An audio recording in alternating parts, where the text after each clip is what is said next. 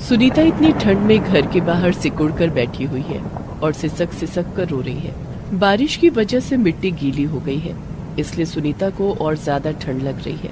माँ, आप मुझे छोड़कर क्यों चली गई? माँ, आज आप होती तो अब तक मेरी शादी हो चुकी होती और मैं अपने पति के साथ कितनी खुश होती। ये सुनकर सुनीता की सौतेली माँ बिमला बाहर आई। अच्छा, बड़ा शौक है शादी करने का, तुझे कॉलेज भेजना ही नहीं चाहिए था। तुझ जैसी गंदी नाली के कीड़ों को तो पैरों के तले रखना चाहिए, बिल्कुल ऐसे। ये बोलकर बिमला ने सुनीता को एक लात मारी। सुनीता गीली मिट्टी में गिर गई और वो पूरी तरह से भीग गई। बिमला उसे बाहर रखकर ही अंदर चली गई। पूरी रात ठंड में भीगे कपड़े पहने रहने के कारण अगले दिन सुनीता को बुखार हो गया, लेकिन बुखार से भी उसे छुट्टी कहाँ मिलती है।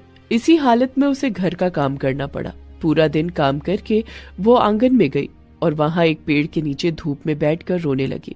असल में सुनीता की माँ बड़ी अच्छी थी, लेकिन सुनीता जब छोटी थी तब एक बीमारी से उसकी माँ की मौत हो गई।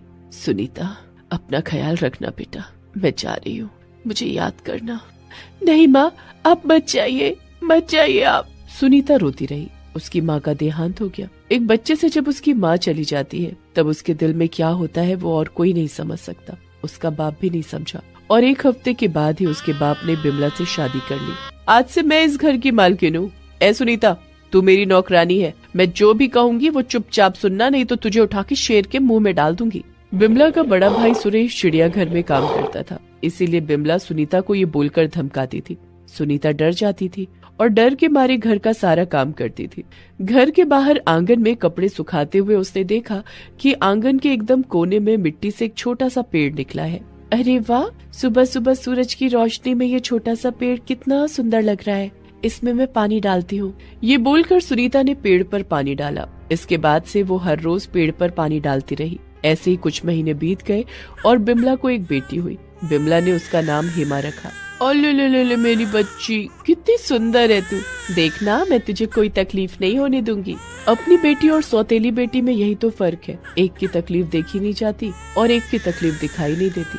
हेमा के जन्म के बाद सुनीता का काम बढ़ गया, लेकिन जितना भी काम हो, हर रात को सुनीता किताब खोलकर पढ़ने बैठती थी और सुबह उठकर सबसे पहले उस पेड़ पर पानी जरूर डालती थी। वो पेड़ कुछ ही दिनों में थोड़ा बड़ा हो गया। सुनीता को बड़ा मजा आया। उस पेड़ के साथ जैसे उसकी एक दोस्ती बन गई। उधर हेमा बड़ी होने लगी और सुनीता के ऊपर अत्याचार करने लगी। ए सुनीता, आज से तू इस घर में नहीं रह सकती।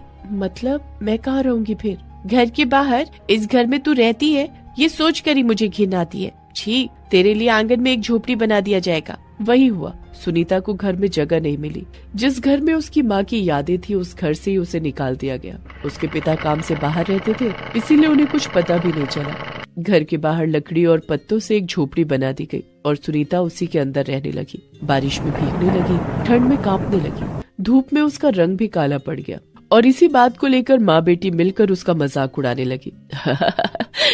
तो तू तो काली चुड़ैल बन गई है। नौकरानी तो ऐसी ही होगी ना माँ, काली कलौटी। वो तो इस घर की नौकरानी है। सुनीता को इन सब की आदत हो गई थी।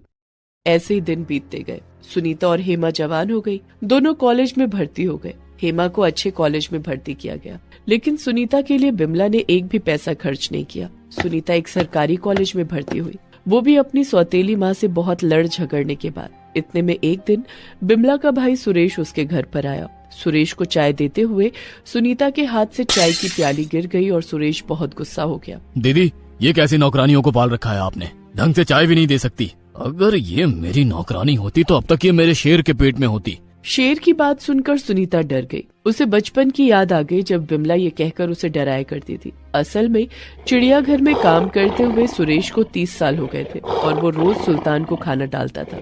सुल्तान चिड़ियाघर का सबसे बड़ा शेर था और वो सिर्फ सुरेश के हाथों से ही खाता था। इसी चौड़ में वो सबको डराया फिरता था और सुनीता को शेर से बहुत डर लगता था। क्या सुना ना सुनीता, अगर मेरी बात न सुनी तो तुझे बांध के सुल्तान के सामने फेंक देगा मेरा भाई। सुनीता मन लगाकर घर का काम करने लगी। सुनीता जिस पेड़ पर पानी डालती थी वो पेड़ अभी बहुत बड़ा हो गया था। सुनीता ने उस पेड़ को ही अपना दोस्त मान लिया था। हर रोज काम खत्म करके वो उस पेड़ के नीचे जाकर बैठती थी और उससे अपने दुख की कहानी सुनाती थी। तुम ही मेरे दोस्त हो पेड़। इस दुनिया में मेरा और कोई नहीं है।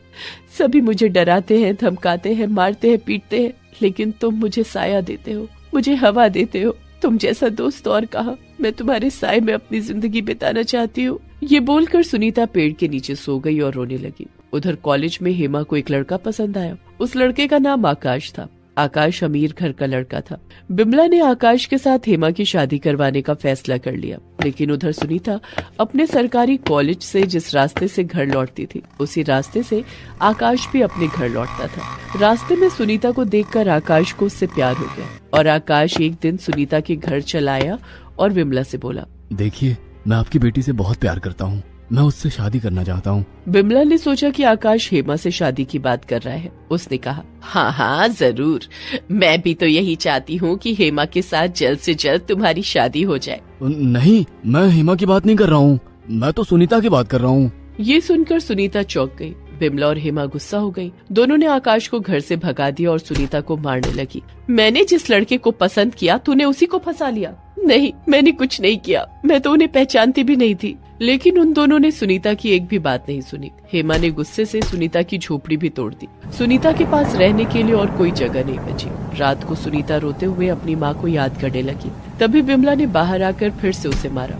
उधर हेमा का गुस्सा सर पर चढ़ा हुआ था। हेमा ने बिमला से कहा, माँ बहुत हो गया इस सुनीता का नाटक, अब इसे खत्म करते हैं। मामा को फोन लगाओ, हम कल ही सुनीता को सुल्तान के मुंह में डाल देंगे। लेकिन इसे हम लेकर जाएंगे कैसे? लेकर नहीं जा सकते तो मामा से कहो कि वो सुल्तान को यहाँ ले आए। बिमला ने वही किया। सुरेश उस शेर को रात के अंधेरे में यहाँ लाने के लिए राजी हो गया। उधर सुबह हुई और बुखार लेकर सुनीता घर के काम करने लगी। काम खत्म करके वो पेड़ के नीचे बैठ गई। मैं क्या करूं? मुझे कुछ समझ में नहीं आ रहा है। मेरे पास एक झोपड़ी थी, आज वो भी नहीं है। आज से मुझे यहीं पर रहना होगा, इस पेड़ के नीचे। पेड़, तुम ही मेरा घर हो। ये बोलकर सुनीता ने पेड़ पर अपना हाथ फेरा। तभी पेड़ से एक फल आकर उसके सामने गिरा, जैसे कि वो पेड़ कुछ बोलने की कोशिश कर रहा हो। सुनीता को जैसे कुछ समझ में आया। उसने फल को उठाया। तुमने मुझे फल खाने को दिया? आज तक मुझे किसी ने कुछ भी नहीं दिया है। मैं तुमसे बहुत प्यार करती हूँ पेड़। ये बोलकर सुनीता ने पेड़ को अपने होठों से टच किया और तभी एक चमत्कार हो गया। उस पेड़ से एक रोशनी निकलने लगी और वो पेड़ गायब हो गया। उसके बदले एक राजकुमार वहाँ प्रकट हो गया। सुनीता चौंक गई। ये क्या? तुम कौन हो? मैं एक जादुई राज्य का राजकुमार हूँ सुनीता। मैं एक जादूगर हूँ, लेकिन एक साधु के श्राप से मैं पेड़ बन गया था। असल में राजकुमार एक दिन जंगल में शिकार करने के लिए निकले थे। तब जंगल में एक साधु ध्यान में मग्न था। साधु की एक पालतू गाय थी। वो साधु उस गाय से बहुत प्यार करता था। वो गाय तब पानी पीने के लिए नदी के किनारे गई हुई थी। तभी राजकुमार ने अपना तीर चलाया और वो तीर जाकर गाय को लग गया। गाय मर गई। साधु गुस्सा हो गया और राजकुमार को श्राप दे दिया। साधु ने कहा था कि जिस दिन मुझसे कोई सच्चा प्यार करेगा, उस दिन मैं फिर से इंसान बन पाऊंगा।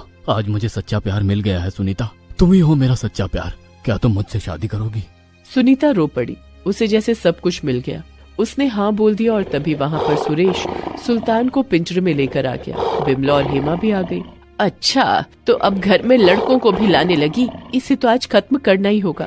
सुल्तान, जा दोनों को निकल ले। ये बोलकर सुरेश ने सुल्तान को पिंजरे से आजाद कर दिया। सुल्तान दोनों की ओर बढ़ने लगा, लेकिन सुरेश को नहीं पता था कि राजकुमार को जादू आता है। राजकुमार ने जादुई शक्ति से सुल्तान को अपने वश में कर लिया और उसे बिमला, हेमा और सुरेश पर छोड़ दिया।